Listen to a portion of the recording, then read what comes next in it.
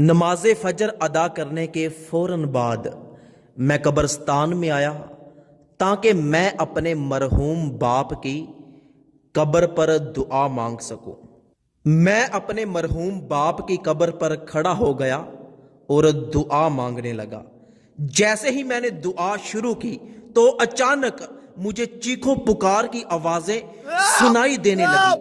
میں حیران ہو کر ادھر ادھر دیکھنے لگا لیکن مجھے کوئی بھی نظر نہ آیا۔ خوف اور دہشت کی وجہ سے میرا دل پھٹ رہا تھا۔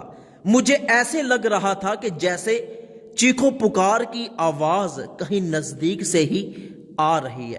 میں نے ادھر ادھر دیکھا تو مجھے ایسے لگا کہ جیسے چیخو پکار کی آواز ساتھ والی قبر سے آ رہی ہے۔ میں آہستہ آہستہ اس قبر کی طرف بڑھا اور بڑی ہمت کے ساتھ اس قبر کے نزدیک جب میں نے کان کیا تو مجھے آوازیں اور زیادہ زور زور سے آنے لگی۔ میں وہاں سے اٹھا، ایک جانب سے قبر کھلی ہوئی تھی، قبر میں بڑا سارا سوراخ تھا۔ میں اس سوراخ کے نزدیک گیا، سوچا کہ اس میں دیکھنے کی کوشش کروں، لیکن جیسے ہی میں نے اس میں دیکھا تو میں جھٹکا لگا کر پیچھے گرا اور تیزی کے ساتھ میں قبرستان سے باہر نکل گیا اور خوف اور دہشت کے مارے مجھ سے چلا بھی نہیں جا رہا تھا۔ یہ تو مجھے پتا ہے کہ میں قبرستان سے باہر کیسے آیا۔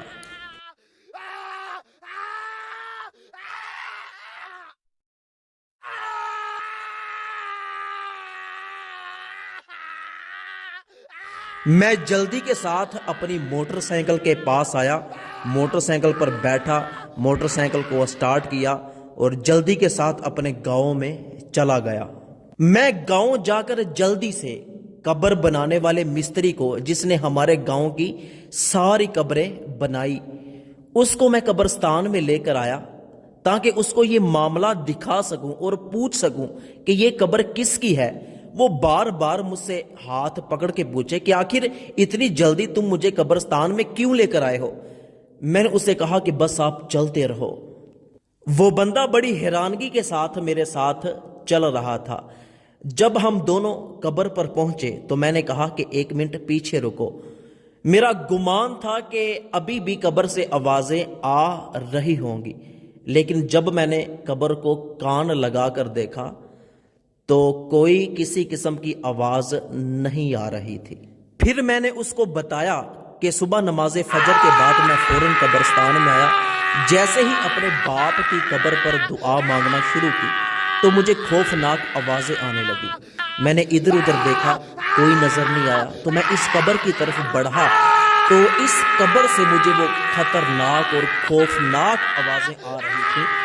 کیا آپ جانتے ہیں کہ یہ قبر کس کی ہے؟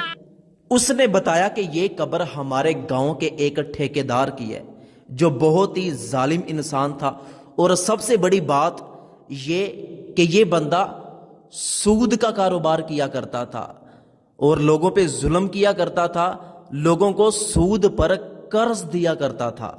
تو میں سمجھ گیا کہ قبر سے جو آوازیں آ رہی ہیں یہ یقیناً سود کا کاروبار کرنے کی وجہ سے عذاب مل رہا ہے۔ تو میری اللہ پاک سے دعا ہے کہ اللہ پاک مجھے اور آپ کو سود جیسے بڑے گناہ سے بچنے کی توفیق عطا فرمائے۔ اچھی بات دوسروں تک پہنچانا صدقہ جاریہ ہے۔ اس ویڈیو کو جلدی سے اپنے تمام دوستوں کے ساتھ شیئر ضرور کیجیے گا۔